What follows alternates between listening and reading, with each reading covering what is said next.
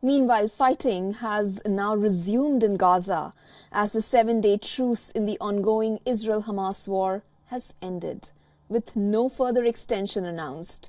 Shortly after the deadline ended, Hamas has said that 6 people have already been killed in Israeli strikes in Rafah, while 2 children have been reportedly killed in air raids in Gaza City. On the other hand, Israeli Defense Forces said it intercepted a rocket launch from Gaza. In a statement, Netanyahu's office accused that Hamas did not release all women hostages and it breached the brief ceasefire by firing rockets. And Israel says it has renewed fire against Hamas in the Gaza Strip.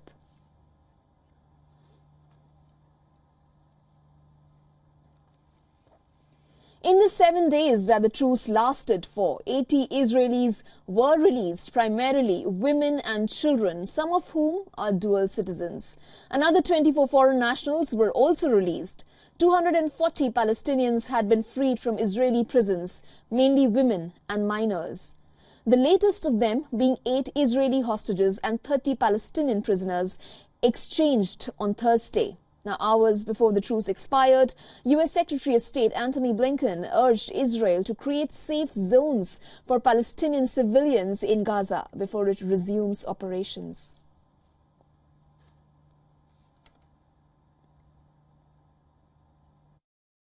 In my meetings today with the Prime Minister and senior Israeli officials, I made clear that before Israel resumes major military operations, it must put in place humanitarian civilian protection plans that minimize further casualties of innocent Palestinians.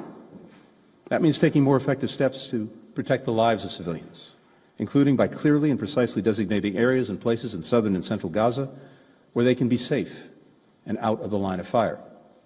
It means avoiding further significant displacement of civilians inside of Gaza. And on this latest development, we are now joined by our correspondent Jody Cohen for more on this. Jody, if you can hear me, can you tell us what is the latest update that you have on this particular matter? Good morning. Yes, so it appears right now that the truce is over after the 7-day pause in fighting that we've seen. And as you said, that's after having reportedly agreed to another extension. But then Hamas didn't send a new list of hostages that they were willing to release to Israel. Hamas then at around 6 o'clock this morning, local time, fired several rockets into Israel. Again at 7 o'clock in the morning, fired several more rockets into Israel. And then the Israel Defense Forces said that it's carried out airstrikes against Hamas targets. And the Prime Minister's office here has said that Hamas has violated the framework for the ceasefire. And again, at around 9 o'clock this morning, we saw a large barrage of rockets again fired from Gaza into Israel. Now, this, of course, follows Thursday's shooting attack, which was claimed by Hamas and left 4 people dead and 5 Israelis injured. We also didn't see the return of 3 bodies as had been expected. These are the bodies of 3 hostages who had been killed. That was supposed to happen on Thursday evening, along with the 8 hostages who were living, who were freed.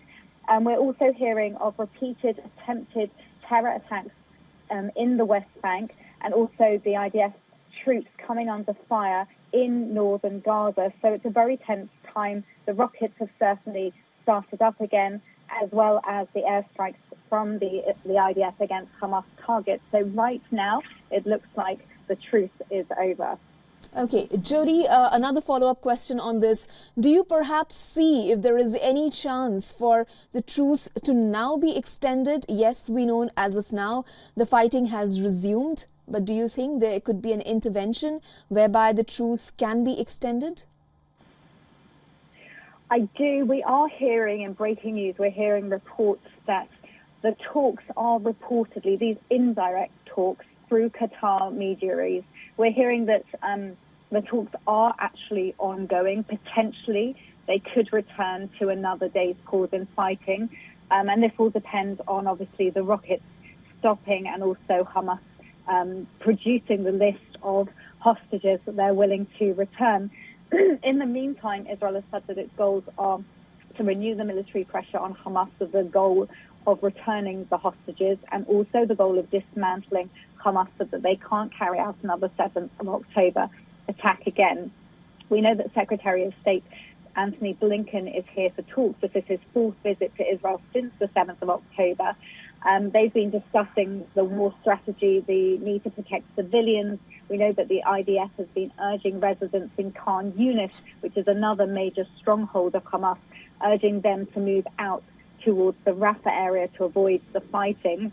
And meanwhile, stories are coming out from the hostages who have been released of what happened to them in Gaza, such as 12-year-old Eitan Yahalomi. He was beaten by people in the streets in Gaza. He was forced to watch videos of Hamas atrocities.